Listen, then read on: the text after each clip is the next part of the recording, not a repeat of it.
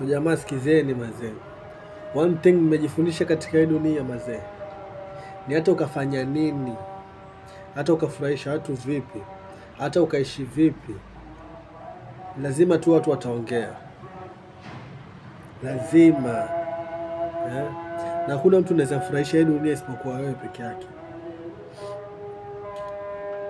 Kuna watu cheki wameumba tu kutumia watu hapa duniani. Kuna mtu cheki itajifanya ni rafiki yako, iko na wewe karibu, cheki kumbe ni nini? Kumbe kuna kitu ana gain hapo karibu yako na wewe ujue.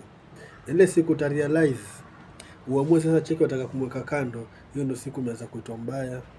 Hiyo ndio siku unaomba umechange. Lakini kitu muhimu katika hii dunia mazee, usitamani sana kufurahisha watu. Tamani sana kujifurahisha wewe mwenyewe, nafsi yako wewe mwenyewe.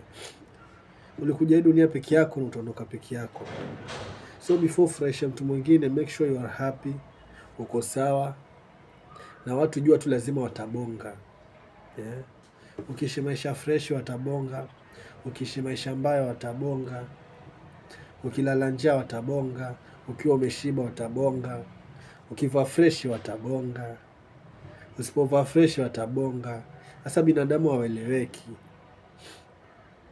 Binadamu hawaeleweki mazee. The best thing inaweza kufanya tu safe na hii dunia na hawa watu, ishi wewe.